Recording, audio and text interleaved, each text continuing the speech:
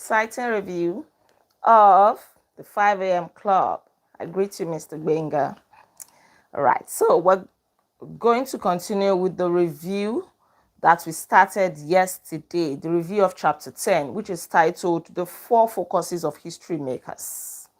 And if you remember the quote here by Cicero, it says, "The life given us by nature is short, but the memory of a well-spent life is eternal."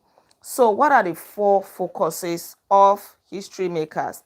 Number one is capitalization IQ. We talked about this yesterday, and we said that if you want to become a history maker, you want to become legendary, then you must learn to focus, to capitalize all your IQ. You really need to put all your efforts into everything that you do. The second one is freedom from distraction. That's what we're going to talk about today. Then number 3 is personal mastery practice, and number 4 is day stacking. So let's go straight to number 2, which is freedom from distraction. Freedom from distraction. We live in a world where there is so much distraction these days. An addiction to distraction is the death of your creative production. We all know this, right? Yet, we remain addicted to distraction. Sometimes it feels like we just cannot help it.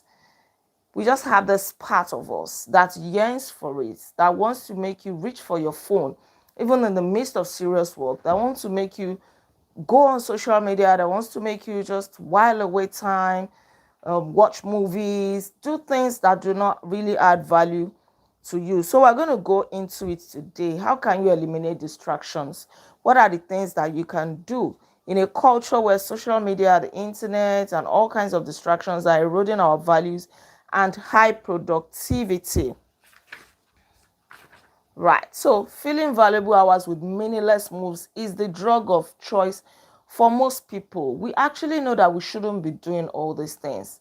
Right, we know it intellectually that these things are not getting us anywhere, but emotionally we enjoy it. We are hooked. We are stuck. And you find people these days making a lot of mistakes in their work because they are not really present. I watched a movie recently, and this hospital staff, actually they were nurses, were busy watching movies on their night shifts. And there was something terrible going on in one of the wards.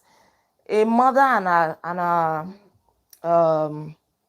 her daughter had been attacked by this stranger who sneaked into the hospital.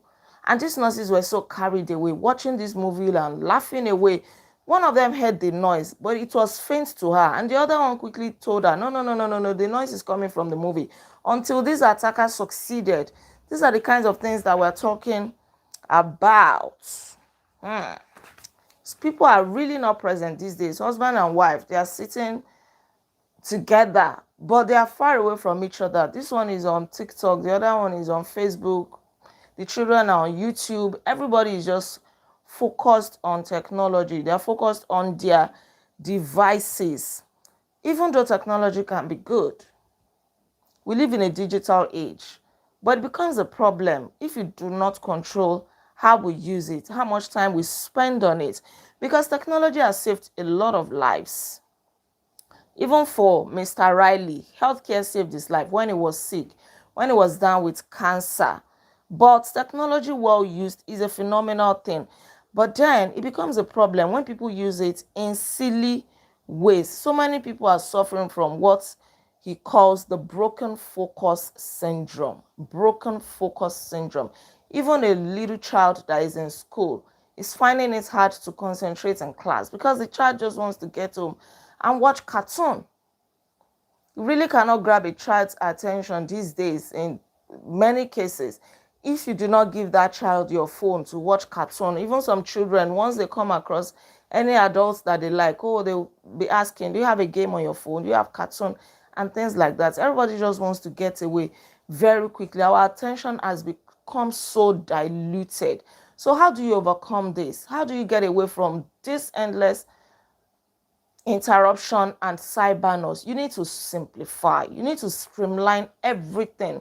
Become a purist. Less really is more. Concentrate on the work that will bring you amazing results. Stop allowing your attention to be diluted. You don't have to say yes to all invitations. You don't have to go on social media. You don't even have to have all social media apps on your phone. You really don't need to. You do not need to. Accept fewer invitations. Have fewer friends. You really need to simplify. Simplify your relationship. It is not about how many friends that you have, but the few quality ones that you have. I'm not a psychologist, right? This is what I'm explaining, how you streamline. Streamline your friends. Not too many friends. A few quality ones are enough. Streamline your attention. Streamline your work. You don't have to be in every place. Streamline those things that take away attention from you, that steal your concentration. Simplify them, streamline, cut off all those things that are not adding value to you. That is how you streamline. And this is a very good principle for greatness in this overstimulated world. You need to streamline. You need to shut out the noise intentionally. You're going to offend some people. They'll be like, oh, you don't even check on us anymore. You don't call anymore. It is for your own good. You can't be there for everybody. And don't ever feel like you're missing anything. Oh, you're not on TikTok, so what? You're not on Facebook, so what? You're not missing anything. You only feel like you're missing something when you become addicted to these things. But you need to start cutting them off gradually. And when you do this, you will see that your productivity is going to increase. You will get close to that level of self-mastery, that level of being a genius. You will stop sabotaging yourself if you really don't know how to simplify and streamline your activities. The part of the brain that is called amygdala is going to be playing a fast one on you every time you want to reach a level of high productivity. Amygdala will show up, and then fear starts creeping in. You start thinking about all kinds of things, maybe based on what you just saw on social media. You start feeling like, oh, if you get to that high level, some people are going to be jealous of you. You are going to be different. You're going to be the odd one out. Some people may start feeling like, may start thinking or even saying to your face that you have become proud and arrogant. So amygdala will start suggesting all kinds of things into your subconscious mind. And then you begin to sabotage yourself. At this point, you really want to dim your own light. You want to reduce your shine. Because that part of your brain is telling you that no, take it easy. You don't have to outshine everybody. You don't have to be so extraordinary. You don't have to be so outstanding. And then you give into the weaker part of you. Then scroll on social media. You just leave everything. You abandon everything that you have been doing that is bringing you this close to a legendary life. And once you are aware of the fact that as you near your highest talent and most luminous gift, the scared side of you will rear its ugly head. It will suggest all kinds of things to you, and distraction will creep in. That's why anytime you want to achieve something great, avoid social media if you can. Avoid it, because that's how you will see all kinds of stories, all kinds of posts that will make you feel like it's not that deep, it's not that serious. Why am I even bothering myself? I cannot kill myself. Then you water down all these great and fantastic things that you have been doing. You begin to check your notification excessively. You begin to check news, breaking news, every notification, every beep that comes into your phone. You want to check it. And at the end of the day, you that resumes work at 8 a.m., yeah, you're leaving at 5 p.m. But ask yourself, what did I really get done today? Are you actually productive? Out of the 8 to 5 is how many hours? Out of the 9 hours that you spent at work, maybe you only spent 2 of them doing the main work. The remaining 7 hours is just distractions. As you're on TikTok, you're on Facebook. When you're not on social media, you are gisting, you are gossiping, you are napping, you are dozing, or you are going to the kitchen like 6 times. You want to go and make tea. It makes you feel happy. It gives you that relief, momentary relief, right? But at the end of the day, it is stealing your productivity. No wonder Steve Jobs never gave his kids the very things that he sold to the world. He didn't give them devices to use. He didn't give them any of his Apple products because he knew that what he and his crew were giving to the world was distraction. It was an instrument of distraction. He didn't give his kids. So we really need to be wise. We really need to be smart. You are changing from iPhone 16 Pro Max to 17 Pro Max to this one. You're buying the latest technology. And then that is the very instrument of distraction fashioned against you. Right. Now, let's go to the neuroscience of self-sabotage so that you can understand better. The Spellbinder calls this the ancient brain. The ancient brain is the part of your brain that is given to negative bias. And this part of the brain actually thinks that it is doing you good. It wants you to remain in your comfort zone. So anytime it senses that you're about to get out of your comfort zone to do something that you would usually not do, it steps in and it wants to bring you down. It raises an alarm that, hey, there is danger. It sees it as danger. That is the Asian brain. It is there to help you. For it is actually helping you, to stay out of danger. And it alerts you of negativity more than positivity. So anytime you want to step out, you want to do the extraordinary, you want to do something great, your Asian brain steps in. And there is another part of the brain that is called the mastery brain. Now, over time, our brain evolved. We now have this mastery brain. Now, the mastery brain wants you to do something higher. It is responsible for higher thinking. It wants you to step out of your comfort zone. So the Asian brain and the mastery brain are always in conflict. Your Asian brain wants you to remain dormant. Stay where it is safe. Don't get out of your comfort zone. You are used to waking up at 8 a.m. Why do you now want to start waking up at 5 a.m.? So it raises an alarm. It sees it as danger. And you too, unfortunately, you give into it. You be like, yeah, it's not so hard, Jare. Let me sleep some more. You turn off your alarm. The mastery brain shows up. Wake up. You need to wake up. You need to do your work. You need to know. If you don't have that courage, you don't have that willpower, the discipline, your Asian brain is going to overshadow your mastery brain. And at the end of the day, you become a mediocre. You live an ordinary life, an average life. You never step out of the ordinary into the extraordinary. So they're always in conflict. The brain's default is to hunt for danger. Don't do what you are not wired to do. Just stay here. It's safe here. It's cool here. But you must not allow that to happen to you. You must step out. Theodore Roosevelt says. So one other thing that the Asian brain does is to help you to feel less of yourself. You're always comparing yourself with other people. Even though you know that you're trying your best, you are doing great things. It keeps telling you all the things that you are missing, all the things that you are not doing right, because it focuses more on negativity than positivity. It allows you to see your cup as half empty instead of half full. But Theodore Roosevelt says that comparison is a thief of joy. You always think that you don't have enough, you are not trying enough, you are less of yourself. Right? You must allow your mastery brain to come to work. Don't allow your amygdala to kick in. It wants you to stay in that which is familiar, that which is easy, that which is safe. You must say no. That is why so few people are highly creative and extremely productive. Very few people. That is why greatness is not so common.